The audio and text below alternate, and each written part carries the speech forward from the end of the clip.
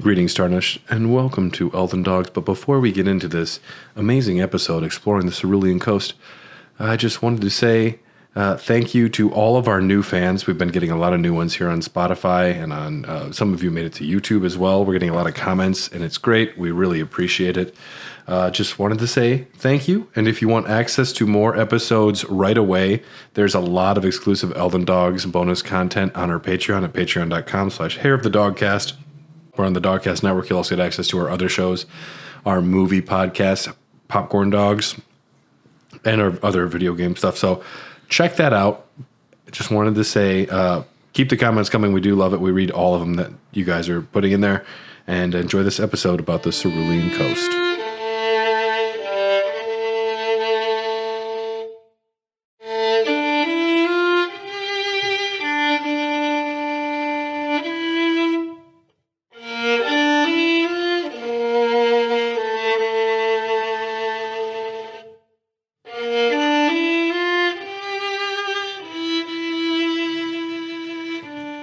Hey everybody, and welcome to Elden Dogs. I'm feeling very tired today. I'm Sir Ansbach, but I could just go for some real velvety, deep, powerful sleep. You know what? That sounds pretty good. It sounds all right. Who else is here? You got Lady Freyja here, getting ready to enjoy my day off. Yeah. It's always good. I like Sundays. Yep, and your sobriety is still kicking. Yes. Today is day 13. It'll be 2 weeks at 2:30 in the morning. You look like a younger man. I have started to notice the health benefits. I've lost a couple lbs. My face has cleared up a little bit. My skin's getting better. It's all a good thing. Yeah. No, I definitely needed it. Yeah. Before we get into our Elden Ring talk today, I just wanted to show off my Bloodborne strategy guide, which I just got in the mail. Oh, it smells like new book. It's the best smell. It's the best smell. It is lavish, man. It is a thick book. From Software makes some good books. I don't even know how many pages. They quit using numbers at the end. They're like, we're done, dude. We can't. Yeah, it's like over 700 pages worth of stuff in here. And yeah, it's wafting. Yeah, it's still available online. This is also has the Old Hunters, so it's the DLC and everything in there. I'm so excited to peruse that. I don't think we're going to do a 70 episode series on Bloodborne ever, but I do love Bloodborne. I'm surprised you didn't have it already. Well, the way that these strategy guides work is they sell the fuck out of them. And once they're gone, they like, well, we're not making more for 3 years.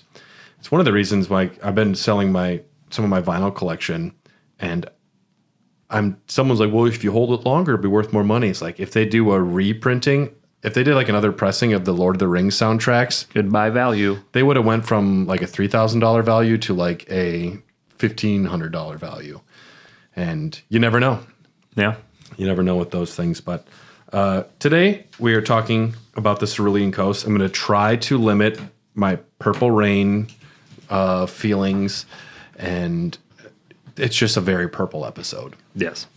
I'm excited about it. Doing the research for this episode got me very excited. The Cerulean Coast is way down south, and this is going to be our episode on St. Trina, the other half of Mikola, because if you're a demigod, you can just split yourself in two. That'd be nice. What would the other half of Tyler, what would they be like? I think they'd be largely the same, but it would be nice to actually get some writing done and play video games at the same time. Well, it's that classic thing. I would make a second version of me, and I'd have them go do work, and I would stay at home and play video games. But then that other version of you would become tired and jaded and upset, and then it would revolt against you, and then would try to switch spots with you. You should watch The Substance. I think I will. The Substance. Oh my gosh, I watched that recently. I was gonna go watch it last night, but this is the opposite of Long Legs, where Long Legs, the trailers had people in the fucking hype train. Yeah. And The Substance, I didn't really see. I had to look for a trailer, but the word of mouth I saw pop up here and there were huge. and it lived up to expectations. So, And it's got what's her face, Mama from Death Stranding, and Margaret Qualley. Yeah, from The Leftovers. She's also in the Ethan Cohen film Drive Away Dolls. Yeah, she's great. She's an up-and-comer right now. Yeah, I'm glad she's popping up because she was in The Leftovers like 10 years ago, and I liked her character in that. Is that with Paul Giamatti? No, that's The Holdovers. The Leftovers is the HBO show with Justin Theroux and Christopher Eccleston. I love Eccleston. And Qualley. And Qualley. It's The Substance. Can't highly rate it enough. Squeamish body horror. And an unpredictable finale. And some Dennis Quaid. Which I know is controversial. Why is that controversial? He's a MAGA thumper right now. Oh, that's a bummer. I always liked Dennis Quaid. Doesn't matter. We still got his son, Huey, from The Boys. Hey. And he can do no wrong. And he seems cool. He's on Red Letter Media often, so I trust him. Yeah, he came out and he was like, of course I'm a Nepo baby. I had no control over it, but I am glad I'm doing what I'm doing. The rare, honest celebrity. Yep. But yes, today we're talking about the Cerulean Coast. And our first stop, before we head down that way, we have to talk about Tiolier. And you find him in the gravesite plain. Who is this sleepy boy? A boy in need of a nap. He is also a tarnished, guided here by Mikola. He claims to be weak as a kitten and thick as 2 planks, but quite proficient in poison. Thick as 2 planks is pretty good. He puts that in his Tinder bio. The women are going to be lining up. No, weak as a kitten you wouldn't put. He'd put cute as a kitten. Just change one word. What you would say is the temperament of a kitten, but... The sturdiness of 2 planks. Thick as 2 planks. I don't know if he's talking about his Johnson or he's talking about his mental capacity. I don't know. Oh yeah, true. He's saying he's dumb as a box of rocks and he's weak as fuck is what he's saying. That's not what you put in your Tinder bio. You put I often read the dictionary and I read the dictionary for fun. We should mate. Yeah. Yeah, that's Goldman from Dodgeball. He's like, just a little mental workout too. Oh, you caught me. You caught me. Reading a book. Were you reading the dictionary? That's me taking the bull by the horns. It's a metaphor, but it really happened. Love it. If that's the case, I got some shackles in the back. He is the best villain. I don't like his dopey protagonist, but when Ben Stiller is the bad guy, like Heavyweights is a classic. Oh yeah, he's an actor that every time he does something, I'm gonna watch it. I can't say that for sure. I like everything he's done. I don't like his protagonist a lot of times. He's dopey, ineffectual, doesn't work for me. But dumbass, egotistical villain, Yeah. he's so good. You might have heard of my father, the lighting fixture king. I'm like, yes, sign me up, inject that into my veins.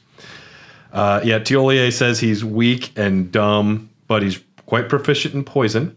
So naturally, I talked a little bit about this in the Discord, but I want to say that he's from House Murray in the Shaded Castle.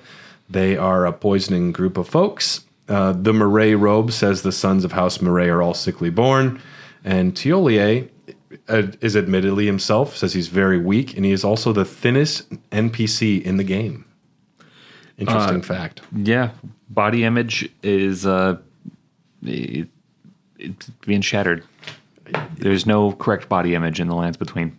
You know, in 7, the deadly sin of sloth. Yeah. That's Tiolier. It is. He just sleeps nonstop. He's super weak and just coughs up a storm whenever he actually does wake up. He wears a face mask, much like House Murray. He sells Altus blooms, pointing towards an origin there. And I also put down possibly the author of the Fevers cookbooks, as they are written by a man utterly captivated by Saint Trina, who continued to search for her in his slumber. Tiolier's mask, his mask says, just once Tiolier was granted the sweet repose of velvety sleep. The rest of his days would be chasing that dragon. He landed, probably, I don't want to just be so crass all the time, but something really good happened to him one time, and he's been chasing that dragon ever since. I can kind of relate to him. If I wasn't going to pick Freyja, I probably would have picked this guy. I like Tiolier. Yeah. Have you ever had a lucid dream? Plenty. I have lucid dreams quite often where I'm aware that I'm dreaming and I'm able to kind of navigate the dream. Yep. I don't ever have to try and induce it. It'll happen naturally. Yeah. I think it's I think it's like a wheel. Like once you start to, it starts happening more often. It becomes kind of just a process. Yeah, and I think it's part of something that happens, especially with creative-minded people. It is a sandbox where the limitations of your mind are the only limitations you have. And I had a dream the first time I ever lucid dream where I was on a pirate ship. Okay. And I was like 14, and I met a young woman at a resort, and then pirates came, and I fought the pirates, and it was very intense. Okay. And then I got a kiss from the girl at the end of the dream, and it was the coolest summer vacation Disney movie shit that I had ever experienced in my life. You were the Disney movie. I lived a Disney movie. You were Andy Brinker. Yes. I've had other cool lucid dreams, but every now and again, I'm kind of chasing that dragon. When I go to sleep, I'm like, oh, boy, I hope it's a good one tonight. I hate it I'm watching Sopranos. I'm on season 3 right now. I hate it when a therapist in a show, there's a dream sequence and they're like, so this means specifically that, like, dreams are not metaphors. Sometimes it might show some underlying emotional things. Sometimes you're just repairing a go-kart with an old boss. Like, that's a dream I had one time. And I'm like, there's no meaning there. And my brain is just cycling through garbage sometimes in its sleep. Yeah. I had a dream where my dad was Batman and I was Mario. And wow, that's a team up that I didn't know we needed. Yep. And Mario's father is Batman? We were making Legos, and I squeezed the Lego too hard to try and put it together, and I shattered the whole thing. And then he chases me for the rest of the dream and tries to beat me. And I love my dad. There's no connection there. Well, and a lot of people use sleep as a method of escape when the trials of being awake or consciousness is too much. They do anything to avoid that. And Tiolia probably has a past he's not in love with, and he's just like, I just want that sweet, sweet sleep. He needs more vitamin D. He needs a lot of things. If he took his mask off, he'd be getting more sunlight for one. But yeah, he is chasing that sweet repose of velvety sleep. He'll sell you the weapon, the deadly poison perfume bottle. And for a key item, you can get Tiolier's concoction. Now, this is a reward that's required for part of the Dragon Communion Priestess quest line. Acquire here before he moves to the garden. You'll need it. The description says, sleep is a balm. Eternal sleep is an elixir. That sounds kind of suicidal. A little bit. Yeah. Yeah, that's a very fine line. Well, they do say that sleep is the cousin or sister to death or something like that. Yeah. I mean, what is it? Like, we die every night. Yeah. No. Where do we go? Who knows if we'll come back? I'm like, I'm going to bed. I don't have time to worry about this shit. Hopefully I'm going back to a pirate ship. Do you ever do that where, like, you were having a dream the night before, and the moment you lay down to go to bed the next night, you're all of a sudden your brain like kicks in and you remember it? Yeah, it's called the sequel. Yeah. I call that the sequel. And it's like a Xenon 3 girl of the 21st century, but you're a pirate. Yeah, I haven't had the pirate dream again. I've had some other cool ones. The Tiolia's concoction, a condensed somniferous elixir purported to be capable of putting even an ancient dragon to sleep. Wink, wink, hint, hint. Don't definitely try that. Yeah. They're like, this potion's too strong, potion seller. You can't handle my strongest potion. Do you ever see that YouTube video? Don't. It'd be in your head forever. But yes, this will fucking put a dragon to sleep. For a regular mortal, a single sip would result in swift and certain death. And the moment you get it, you can just chug it and you die. Really? But you're tarnished, so you come back. Yeah. What's the harm in that? Tiolia thought of St. Trina's sleep when he created this, but the ebony sleep he concocted had not the sweetness of nectar, nor the gentleness of rest's embrace. It tastes like Malort, and you have nightmares. Tyler's concoction. I feel horrible right now. I give it to unruly patrons at the bar when they piss me off. Yeah, I'll get you a shot. Oh, you want me to make it a little stiff for you, huh? You got it, baby. Here's some Malort for you. With the concoction, telling Tiolia you are weary of life, he'll sell you more of this for 30,000 runes. He's a drug dealer. He is a drug dealer. He's like, this is bad shit. You don't want it. Can I get more? Well, yeah, I'll sell it. I mean, yeah, I am a capitalist above all else. I'm not a man of morals. Now, Moore, our good buddy who has the pests that he likes, after meeting Tiolier, if you return to Moore, he says, I found this. Can you give this to Tiolier? He asked me to find it. Many things we have found, and he gives you the black syrup. An ebony black syrup held in an unglazed jar. Moore asked that it be delivered to Tiolier, an unknown liquid gathered and aged. After the great rune breaks, Tiolier feels rather lost and haunted by memories of Saint Trina, her visage, her scent, the lure of velvety sleep. This dude's horny for some sleep. Dude, for real. Well, and there's a weird thing with sleep. My mother passed away quite a while ago, but there's sometimes I'll have a dream where she's in it, and it's weird waking up the next day because you feel like you were actually with that person. Yeah. It's like like that physical presence. You feel like you were in their proximity. And I understand the need to want to sleep, to like go back to a previous feeling. You just described almost verbatim the song Mama by Sir Sly, which is a incredibly heartbreaking song. Is that by Kendrick?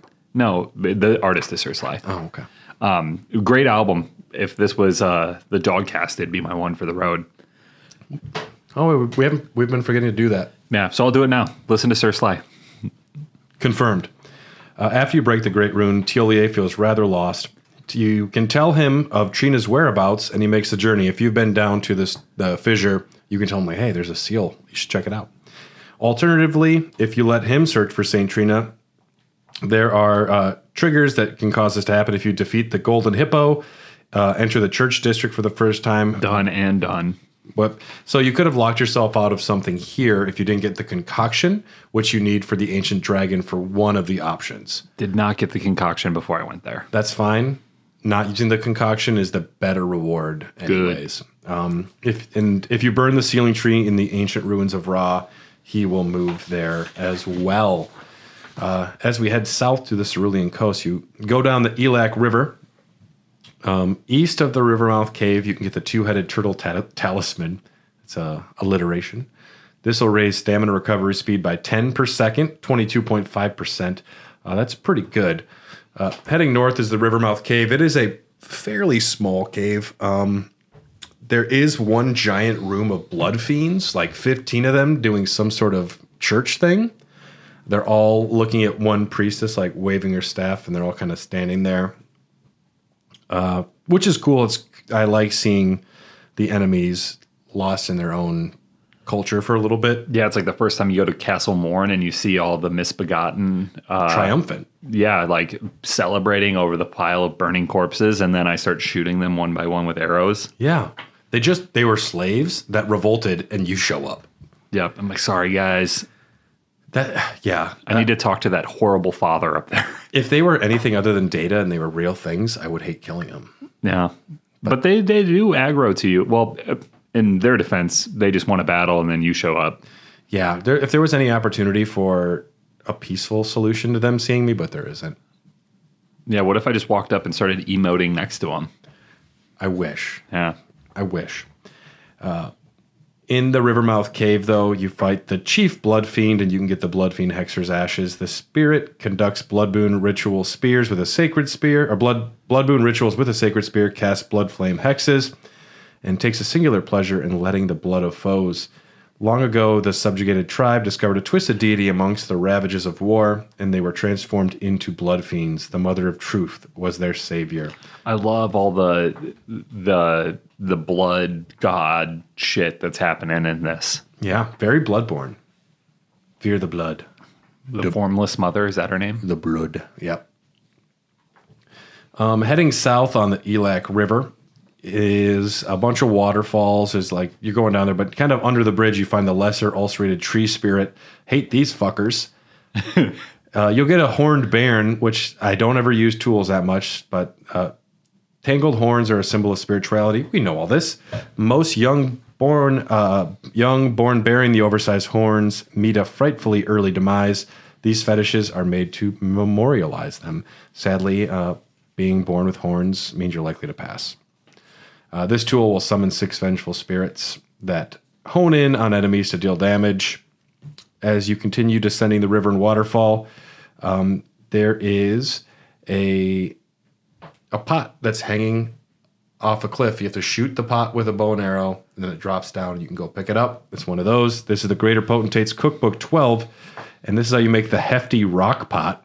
The heaviest pot known to man. I think it is. Yeah, it's got to be. It's full of rocks. It's filled to the brim with crushed rocks, and it says nothing clever about it. I disagree. It is clever. That's incredibly clever. It is essentially just a grenade because it's a giant pot filled with shrapnel. Yeah, and it'll do damage. Heavy damage. Continue going down the river. You can find a lightning perfume bottle. There's a furnace golem. This might be the first one with armor on its legs we run into. Just wait. They get worse. Just wait. This one would drop the Viridian Hidden Tier. Eliminates stamina consumption for 15 seconds. I never think about somebody's stamina when I'm fighting them in this game. I just think about that sweet, sweet health bar. Well, about your stamina. Oh. So you're not losing stamina, so you can keep doing strong attacks or if you have like... I thought it was eliminating their ability so that they would get tired. Yeah, so if you're doing like a Comet Azure, you can just hold it, especially... And it depends on what runs out first, your stamina or your MP, but if you use one that maintains both, you can just hold it like a Kamehameha for like an extended period. That's cool. Yeah. The Cerulean Coast, though, we go through this little kind of passageway through the rocks, and we emerge, and then it's the thing we saw in the trailer, just a sea of like blue velvety flowers. Yeah. Stunning. Yeah, very pretty. Very pretty. They're intermingled with colossal stone coffins of an unknown origin that seemingly drifted to this place. To the east, the jagged peak thrusts upwards into the clouds. So there's stone coffins everywhere. What are the stone coffins? Ool. Yes. They share much imagery with the ool. There's bowls, a bearded man holding a tablet, which that iconography. There we are. The iconography is it's specific. There's definitely related to the ool. What's inside of these coffins? Congealed putrescence found underground in the land to where stone coffins drift. The putrescence is what remains of the impure lives kept within the stone coffins. So the undying things inside of these coffins eventually just turn into this black ooze that just kind of crawls around. Not too threatening, mostly gross. You don't want to get it on your shoes. Yeah. Keep those docks fresh. All tainted flesh eventually becomes putrescence. So, gross. There is an NPC spirit around here that says, I once was told a coffin could convey its passenger upon a gentle cruise to the velvet garden of a deepest purple. Oh, to slumber in such a paradise. Yeah, so these coffins were looking for this velvety garden. Is it a chicken and the egg? I'm not sure, like, because Ool seems to have been around before the demi-gods. So for there to be a velvet garden, maybe St. Trina was drawn there, or maybe the garden became because St. Trina went there. Either way, the stone coffins are carrying the souls. They might, this is one of those Reddit holes. The coffins could come from outer space. They could come from somewhere else. Regardless, they are coming up out of the ground and landing into the fissure. Yeah, my take is that it's some sort of ark or ship to the afterlife utilized by the Ool, which I like that. It is interesting to have a place where like destined forever velvety sleep is something, because it's like it's a drug that it almost acts like a drug that people are chasing. Yeah. But it's something that you can inherently do. It's like an enhanced version of sleep, which is a cool concept to me that I think more people should play around with. Yeah. Like there's been sleep in movies and stuff before, like I think of Inception, but not like this. Yeah. I mean, it's like there's regular drinking and then there's Four Loko. Yeah. Yeah. Like vintage. There's a ghost flame dragon fucking around here. I hate these guys, but whatever. Lots of shades. These are the like all skinny, shadowy creatures that have like snakes on their head that are like the worms are somehow piloting their brain. You'll love to see it. And will-o-wisps, those little floating electric storms. I hate them. If you head west, you can find the demi-human valley. And there is the demi-human queen, Mariga. I guess they just wanted to put a demi-human queen somewhere in this DLC. You can get the star-lined sword here, which is a katana, sword encrusted with a line of stars, fashioned from small pieces of crude glintstone, weapon of the demi-human swordsman, the coolest kind of demi-human. When bestowed with this weapon by their queen, the swordsmen swear to find the truth that lies at the end of the procession of stars. So the demi-humans have, like, lofty goals. Yeah, they're thinking, like, what's beyond the galaxy? What's out there? And this sword is going to help me find it. I like that. Yeah. Before, the only, like, culture we know of demi-humans is Bach and his mom liked sewing. So I think they're more advanced than we give them credit for. They have, it seems like, traditions.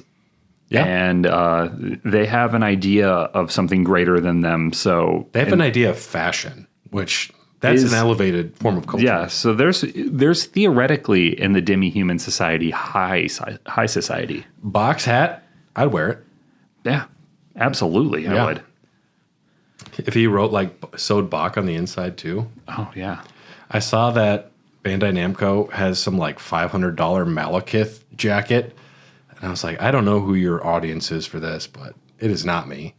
Dylan. But the Death Stranding 2 jacket that they just showed off. Oh, yeah. And I know that's like thousands of dollars, but I was like, I would kill for that jacket.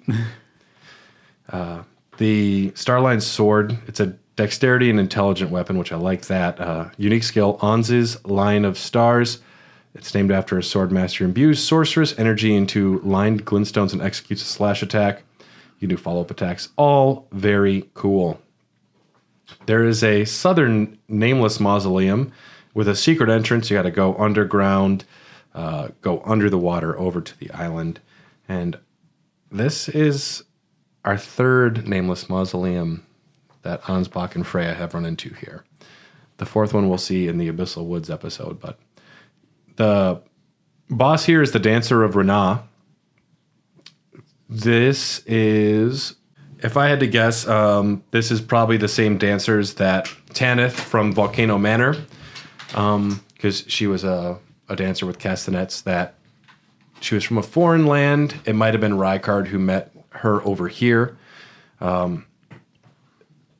The dancer's set you get from fighting this Rana is the bright red dress of the Rana dancers enhances the power of dancing attacks. The dance of Rana is one of burning passion, and the most passionate dancers never allow their fiery dance to end, losing even their names as they dance on. To see the passion fade is to see the dancer's flame extinguished. So theoretically, you could do a Shakira build. The hips don't lie. They don't. Yeah. Yeah. And even if they did, I'd still watch. I'd believe them. Yeah. Yeah. Whatever you say.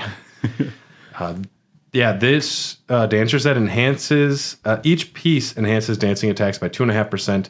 This affects some of these. The Cursed Blade Cirque, the Dancing Blade of Rana, Eleonora's Pole Blade, Flowing Curved Sword, Giant's Red Braid, Hand of Melania, Moray's Executioner's Sword, and Regalia of Aeacade, and the Ash of War Sword Dance. Very cool.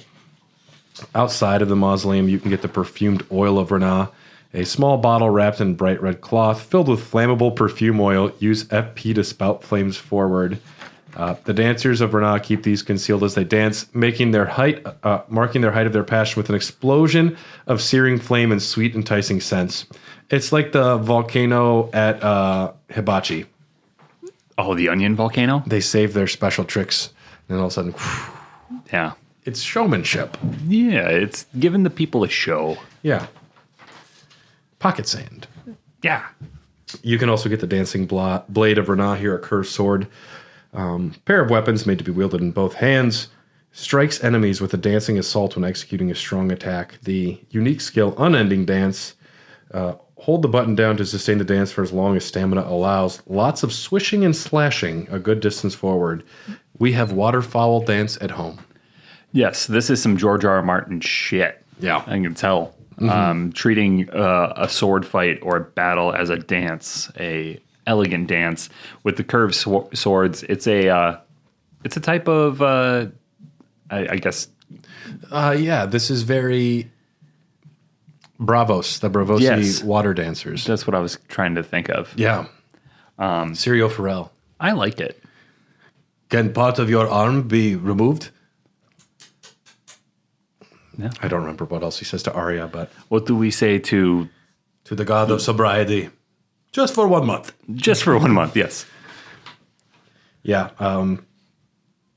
Here you'll also find Miquella's cross down south here.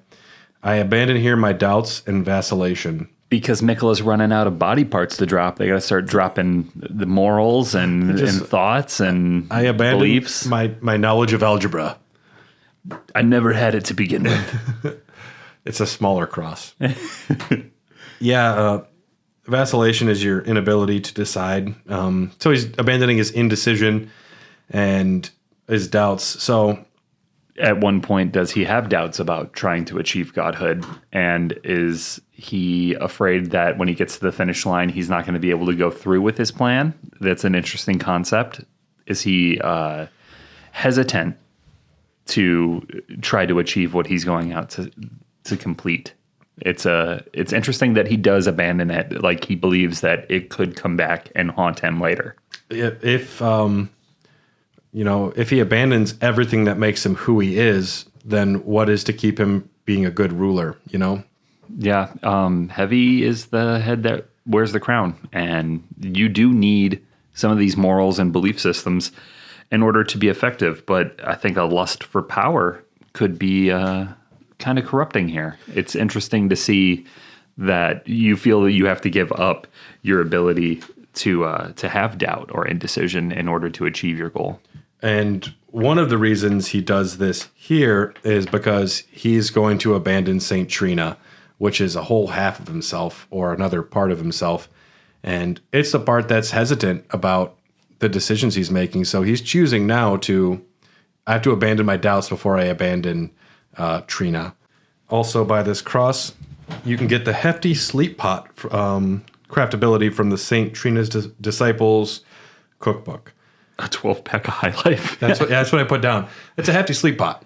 That's gonna put you down, dude. That is the 3 steins of High Life. You will be sleepy. Yep. Midday sun plus. The couch sounds really good. I'm gonna wake up at 9 p.m. and be really disoriented about this. Yep. That is not the velvety sleep. That is the champagne of sleep. That's the golden champagne sleep. Yes. Where you regret it and you have a headache in the morning. Oh. Yeah, and we're going to go into a little like legacy dungeon area here into the stone coffin fissure. This is the rest of the episode. It's a decent ways down. Giant hole, southern tip of the island here. And there's an NPC spirit. It says, kindly Miquella, I see you've thrown away something you should not have under any circumstances. How will you salvation offer to those who cannot be saved when you could not even save your other self? See, that's what we were just saying. Yep. You can't give up as much of yourself to become a god, because what kind of god are you going to be? Like theoretically you could get it all back, right? Because you're a god and you can do whatever you want. But yep. What is the cost you're paying for this? Even this just NPC spirit's like, nah, dude, I think this is bad. We're going to see a lot of putrescence here. The little bruise-colored oozy things from stone coffins congealed into a large viscous lump. You should watch The Substance. I'm going to. I can't stop thinking about it. Yes, this is found underground in the land where stone coffins drift. We mentioned that. You can also craft from putrescence peak bone, arrows, and bolts. The tip is soaked in the putrescence, and it releases a white smoke at the point of impact, luring in foes of human build who are not in combat and drawing their aggression. Effective on demi-humans even if they are already in a combat state. Craftable item. If you're trying to do a weird stealth build, it's kind of cool. Yeah, or getting everybody in one area for an AoE. Yep. and then just blowing up one thing. It's one of those ideas that sounds cool, but I'll never do. This would work really well with Taker's Flame because it does have a pretty good sized AoE. And if I get it at the right angle, it hits every enemy in a line. So I could use that. We'll find a Trina's Disciples Cookbook down in here as well. And you can get sleep grease. That's like the caked up putrescence on a bowl for weed, the resin. Yeah. Sleep grease. You know you're down bad when you're doing resi hits. Been there, man. Yeah. At some point, I think I'm just inhaling butane. I don't think anything's coming out of there. I'm just like, no, there's more in there. It's not cached yet. I need it. I don't get high anymore, but there was many res dives in my day. Thank God I don't anymore. At this Michaela's Cross, I abandoned here my love. This one's inside. It seems he had to abandon his doubts before abandoning his love. So yeah, St. Trina represents his love and compassion. Something you might want. Not a good sign for somebody who's striving to achieve godhood. Yeah. Like, you're going to want a loving God. Also, he had love and compassion, but still fucked over Moog. Yeah, that's true. Yeah. Well, yeah. Was Moog maybe Moog had it. Was he charmed? He was charmed when he stole. Yeah, we believe so. Yeah. You can find here in a little hidden area the Velvet Sword of St. Trina, which just sounds great. A velvet sword sounds awesome. Velvet sword. Although velvet cake. When I touch velvet, I get the heebie-jeebies, so it'd be a hard sword for me to use. Yeah, I'd like to wear a suit of velvet. Ugh, that sounds like my worst nightmare. I want to try it. Dude, I was also watching, when we were watching The Substance, there's one scene, one of the characters wearing just super high heels, and I'm like, I can't even imagine how painful high heels would be. You look at the way... So imagine you're wearing a 7-inch pair of high heels and a full velvet suit. That's probably the maximum uncomfortability for a Tyler. Oh, yeah, that's 1,000%. Yeah. And then someone gives you like a shot of Fernet, and you're like, this is the worst. I can't imagine. No, it sounds horrible. But the silver sword of St. Trina, now stained the color of velvet, inflicts eternal sleep. When St. Trina was abandoned, the faint light purple mists coalesced into an intoxicating deep purple cloud. Unique skill, Mists of Eternal Sleep, releases a velvety purple mist that spreads across a wide frontal area and afflicts foes with eternal sleep. Adds 15 eternal sleep buildup for the weapon for 30 seconds. Apparently, it takes an eternity to proc, and people consider this kind of garbage. I was just going to ask, what's the extra life say about this? I always just check a little bit of the comments, but I can't trust them all. I actually used the Velvet Sword for a little while and didn't mind it, but it's the same reason when I go to get a craft beer, if something has... there was a beer that said it was like the Velvet Ale of St. Trina. It could be garbage, but it says something cool that I like, so I'll buy it. Yeah, you get me a lot with can art. That's half of why I buy certain beers. Yeah, I'm like, that's a cool can. Eventually, I trust breweries, but if I see something that's got a vague, oblique reference to a video game or a property I like, I'm going to buy it.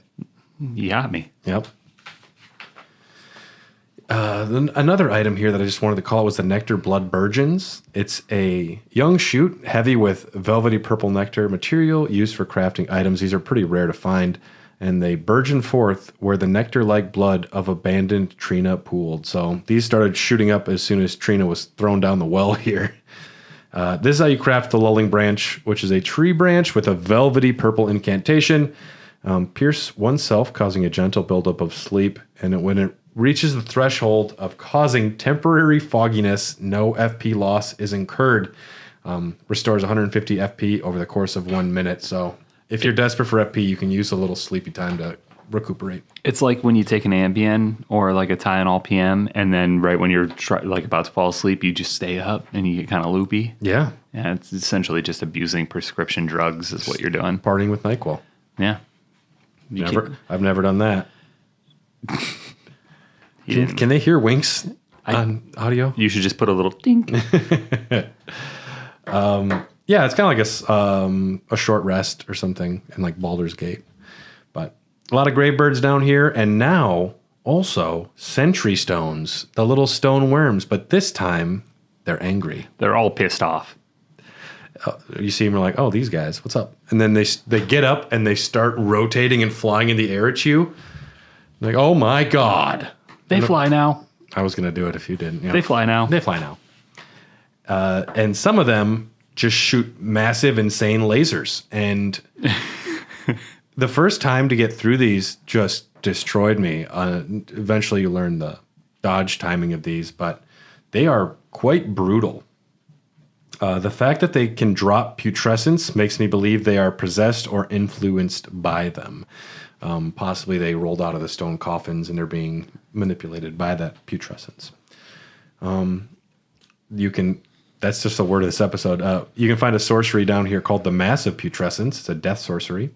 Sorcery originating from the putrid liquor of the stone coffins. Flings a great mass of putrescence that bathes its landing area in ghost flame, and in an age long past, death was burned by ghost flame. Even the remains of tainted flesh were given equal treatment in death. Long range, and you can cast this while riding, so you can just vomit putrescence at people while you're riding your horse. You can also achieve this with drinking enough high lifes. Mm-hmm. Yeah, same concept, same result. If you see a streak on the side of someone's driver's side door, here's your sign. You know what happened. You know what's going on. So the drinking the stuff that comes out of the coffins, is that just formaldehyde? You're just drinking formaldehyde? Do they embalm people in the lands between? Sometimes, probably. The problem is no one can die. You embalm them, and then they come back, and they're like, I'm full of juice. Well, and you remember, like, even Landell, all the doors are sealed with corpse wax. Like, yeah. When living organic material can't die, it can turn into weird shit. You should watch The Substance. Massive putrescence. Yeah. And there's a spirit form of a misbegotten crusader here. He's a real son of a bitch. He will drop the incantation, the multi-layered ring of light. It's a McKellen incantation. Produces a multi-layered ring of golden light, fires it forward, inflicting continuous damage on those struck by it. And charging extends duration, increases potency. This light ring incantation was cultivated by a tradition separate from Golden Order fundamentalism. He was cooking this one up on the side. Yeah, so we get to a point where they want us to jump down a big hole. It's at the tip of a coffin, but you find a site of grace here, and to the left is a whole bunch of animals that are calmly sitting there or bowing down, all like in reverence of the spot down to where St. Trina is. You see like eagles, deer, the little squirrels. It's really eerie. It's almost like, Disney princess-esque. Sure. I was going to go horror film. Whenever animals are acting weird, you know something's up. Oh, yeah. In every horror movie ever, the birds start flying a certain way or the rats start running away, and they're like, where are the rats going? I don't know, but we should probably go away from wherever they're trying to get away from. So maybe St. Trina is confirmed the next Disney princess. I'd watch that. Yeah. I'd watch that 100%.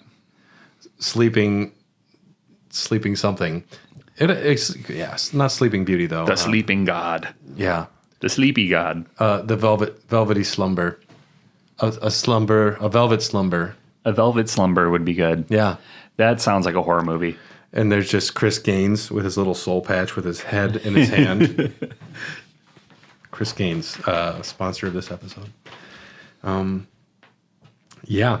So hit that site of grace, and you're going to jump down. There's an NPC spirit right beforehand that says, Lord, give me strength. I guess I'm supposed to jump here. You're going to need it. It's a long drop. It's huge. For some reason, there are just some jumps that won't kill you. Because it's plot armor. Yeah. You have to get down there. You jump and fall a very, very long way. And you run into a little summoning sign for Tiolier. Pop that open quick. This is one of those that doesn't affect the boss battle because you're already in the arena.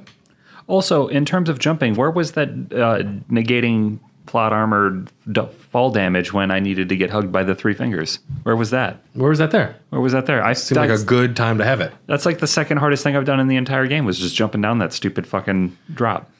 You know, you're right. That was incredibly difficult.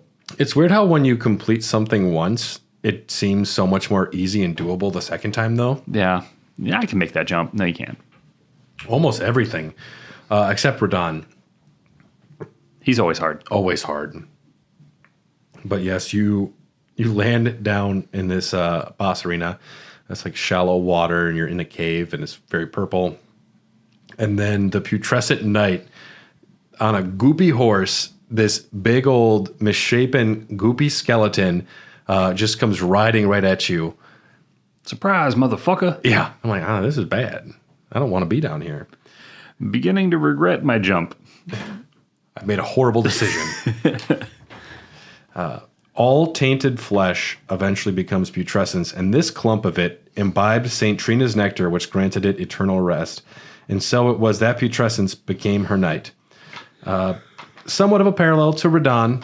He is riding a little horse, which reminds me of Leonard, and it's very possible as could be a manifestation of some of St. Trina's dream, or the idea of Radon, part of his soul. Maybe it's Leonard's soul. People are trying to, on some forums, we're like making a lot of different theories and guesses, and they're all valid. If you want this to be Leonard, it can be. If you want it to be an oblique or a reference or an idea of Radon, it could be. Regardless, it is a giant creature riding a little horse, so it reminds me of Radon. It also could be, and it could be a stretch to say, it could be the idea that sparked or it could be the manifestation of the idea that Mikola had on how he was going to achieve his godhood. Yeah. The thought of Radon being a servant to him. Yeah.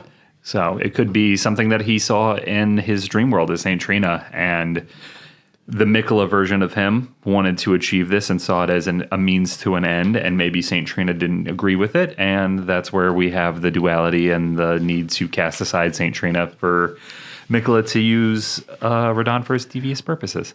Maybe the putrescence was in a much further past life. Maybe they were a horse. Maybe they were a man who rode a horse. Maybe Trina dreamt about a horse because they just watched a horse show on television. We don't know. Just watched Gunsmoke or something. Could have been anything. It is interesting for me to think that Mikola used St. Trina as kind of an escape, I believe, early on, correct? Yeah. And to see that maybe at some point needing to cast away St. Trina, outgrowing that little comfort that you had, but having to be at odds with yourself, with a different version of yourself, I think is really interesting. Having Mikola and St. Trina maybe not seeing eye to eye and having different motivations between the two eventually, is a very interesting concept to me. And it kind of goes back to Merika also being Radagon. And pursuing different relationships and, doing all the shit Merika did, seeing that if you did have two versions of yourself, eventually you're not going to see eye to eye. It's crazy. Yeah. Regardless, though, this big old massive putrescence wants to kill us. The internal name is Glomide Knight, which will make a lot of lore divers worked up, a little flustered. And the putrescent knight doesn't have any bottom parts of its legs, so I wrote down Albinaric there. It's possible it can't run, can't walk anymore. Much like Gaius later on, because it could be related to Gaius if you want to get crazy with it.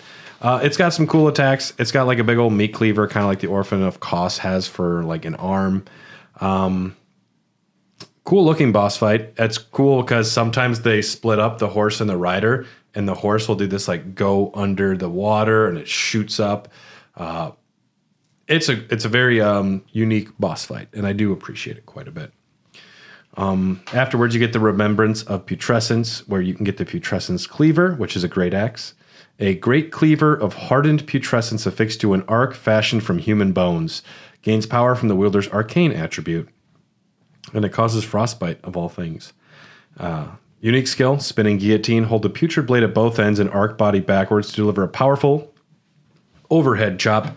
And repeated inputs deliver follow-up chops as well. Or you can get the sorcery, the Vortex of Putrescence.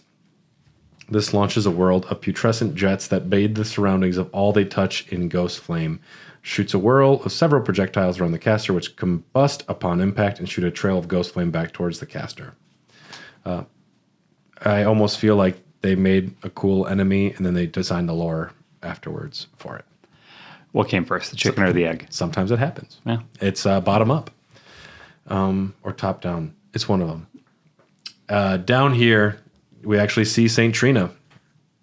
And St. Trina, very unique look. St. Trina is another aspect of Mikula, like we mentioned. They had their own devout priests who would use St. Trina's arrows in a ritualistic fashion. The Sword of St. Trina is an item from the base game. An enigmatic figure. Some say she is a comely young girl. Others are sure he is a boy. The only certainty is that their appearance was as sudden as their disappearance. Trina's lily is also in the base game, a symbol of faith in St. Trina, which dulls the senses, preventing agitation. We call that the devil's lettuce. Yeah. It's not legal here. You have to go get Trina's lilies in Illinois. Or the UP, whatever's your prerogative. It's got to cross the border, though. This also goes into my... They make it in gummy form now, Trina's lilies. It's great. This also goes with my theory that St. Trina and Mikula do not see eye to eye, because if the Trina's lily dulls the senses and prevents agitation, maybe that agitation was always there with Mikula, and it was something that was used to keep it quelled. Yeah. They need each other. Yeah, it's yin and yang. Yeah. For as long as it can be.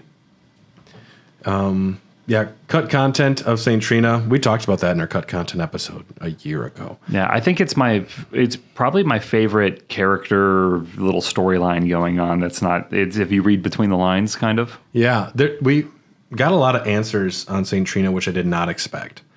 You never know what to expect with a DLC, but I was very happy to get so much Trina. Yeah, we talked about the cut content. Check out that episode. But here in the Garden of Deep Purple, were the coffins here before or gathered here towards St. Trina? Just a thought. I believe they're drawn towards the garden, but I don't know if Trina was down. I don't think Trina was down here initially. We find Tiolier trying to catch some Z's in St. Trina. St. Trina is probably a 6-foot, like purple flower and a weird head and arm kind of growing out of the side. Very unnatural. If you're trying to find the rest of the body, you can watch, I think it's Bonfire VN. They're great YouTube videos where they like take certain assets off of the model. So it ain't there. St. Trina is part flower and a mess of limbs. Very cool. Would make sense if Mikula is abandoning their body parts on their journey too. Yeah. So you find Tiolier here. He's seeking some velvety sleep, begging to hear her voice again. You can go up, and you're offered to imbibe the nectar. And Tiolier, he says, "No, only a member of her. I'm a member of her OnlyFans, and you're not allowed." Stop gatekeeping. Yeah, we can all be sleepers, you know. Yeah, it's not my fault that you have to pay. You don't want subscription. You don't want no part of this shit. I think I do want some part of that shit. It makes you sleep better than you've ever slept before. I think I want to try that shit. I kind of want it. You imbibe the nectar, and of course you die. But that's okay, because you're tarnished. If you imbibe it twice, Tiolier begs her to speak with him, and he's like, don't leave him on red. Poor guy's getting ghosted right now. He don't even know it. He sees us just sleeping and having a great time with her, and he's just sitting there like, oh. Yeah, that's kind of mean. If you imbibe it 4 times, Trina will say, make Mikula stop. Don't turn the poor thing into a god. So yeah, Trina is begging you to stop Mikula. If you tell Tiolier this, he calls you a liar and says there's no way she'd talk to you. I'm her best friend. And you're being very hurtful. You hurt his little feelings. And then you get invaded by Tiolier. He's so mad. He comes at you, which is cute. It's all right there, little buddy. I'm going to have to put you down. But, hey, props to you for standing on business. You're making a stance, and you even came outside today for a while. That was great, dude. It's progress. Baby steps. Defeating him You get St. Trina's smile, a talisman. Depicts a smiling St. Trina, a vision conjured deep within a certain man's heart. Raises attack power when sleep is triggered in the vicinity. And it says, only I am allowed to know of your velvety sleep, its sweetly gentle embrace. So please smile for me and only me. Never tell someone to smile for you. Somebody told me and a coworker to smile the other day at work. That's not going to go And you know what makes me want to not smile more than anything? Being told to smile. Yeah. Unless you're taking my fucking photo. And even then, it should be more like you can smile if you want. Yeah. Yep. Or if you say cheese, then I'll give you a pass. Yep. If it's a family get together, I'll throw a smile. Yeah.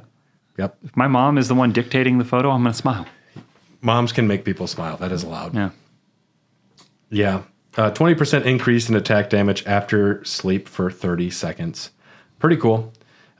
If you defeat the NPC allies in Enir Lim before fighting Tiolier, he will disappear and his quest line will prematurely end. So make sure you do this before you go towards Radahn. If you imbibe it a 5th time, Trina says, Godhood would be Miquella's prison, a caged divinity. It's beyond saving. Yeah, she knows that Miquella will not be a good god, will be trapped in that power. Probably how Marika initially had great plans for what she thought she wanted, and eventually she became kind of trapped in her own cage on top of the castle, you know? Classic story. But if you tell Tiolier again, he says, you are a wretched, wretched soul, a nightmare come to plague me. Such a thing couldn't possibly be. Could it, Saint Trina? Please let me hear your voice in my everlasting slumber. If you kill yourself 6 times in a row with the nectar, Trina says you must kill Miquella, grant him forgiveness. So you're given pretty explicit instructions. Yeah, laying it on a little thick. I really love this whole section of the game. Very fun descending, going further down, and seeing Saint Trina is a delight. It's always a caveat with this game when you start descending deeper and deeper and deeper, and then inevitably get to a part where you're like, that looks like I shouldn't go down there. That's very deep. And then you go down. You always get rewarded with something cool. Yep. It's like when you get to the 3 fingers are at the bottom of the sewers. Yeah. And before that, you even get the Dung Eater. You get Moog Light. Yep, you're going down. Yeah. After you defeat Consort Radahn, we'll probably mention this again on that episode much later on, but if you return here, St. Trina's body has fallen. Return again, then the human aspects are all gone. It's just a purple blossom, but you get the helmet St. Trina's Blossom, so you can cut off St. Trina's head kind of and put it on. St. Trina's life withered and fell as fleeting as the seasons. At her last, she left a single water lily, slightly boosting max FP. Despite the velvety purple hue, the flower is in no way poisonous. It merely blooms in quietude, slightly boosts max FP by 6%. Yeah. And Tiolier comes in hard for Consort Radahn. He shows up and is a major Chad. So Major Chad. he comes up when we need him the most. Super proud of you, Tiolier. Yeah, I love this whole section of the game. Cerulean Coast is a stunning, beautiful place. And I am all about that lore of St. Trina. Yeah, it's geography. It's close to the Abyssal Woods. Yeah, ish. And to have something so fucking terrible next to something pretty awesome is fun. It's fun. I hate the Abyssal Woods. I love it. I can't so much. The Abyssal Woods? I'd go camping there. No, fuck that. I would. I can't wait to talk about it. I would go camping there. It is one of my least favorite things I've ever done in a video game. I would whistle while walking through those woods with a skip in my step. Yeah. Aged ones keep ripping up my head. Yeah. Good stuff. Thanks for listening.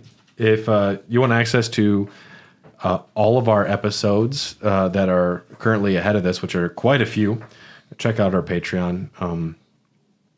You get we have a free trial, so you can get access to those for free. Try out the trial. We encourage that, and it's a great value. So it pays to stick around too.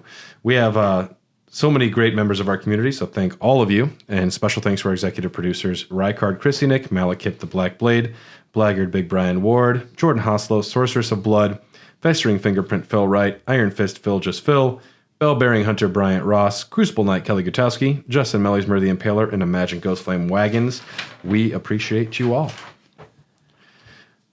Yeah. Where are we going next, Brad? We're having some fun next episode. We're going to go to the Jagged Peak and see Baal. Curse you, Baal. And after that, the Abyssal Woods, maybe? Fun stuff. Or we do have the B side of the Shadow Keep, the Church District, and then the Shadow Tree Base. There's that whole back area to talk about. And then there's also an episode I want to do about the Finger Ruins and Ymir, who I love him. And then there's also the Raw Base, and then there's Enir Lim, and that's kind of it. So that's like 6-7 episodes, and then we're gonna finish up a few other things. But yeah, we're cruising along, loving it. Yeah, the DLC was more than I thought it was going to be in terms of story implications and new bosses and new vistas, new areas. I mean, for DLC, this might be one of the best ones ever made.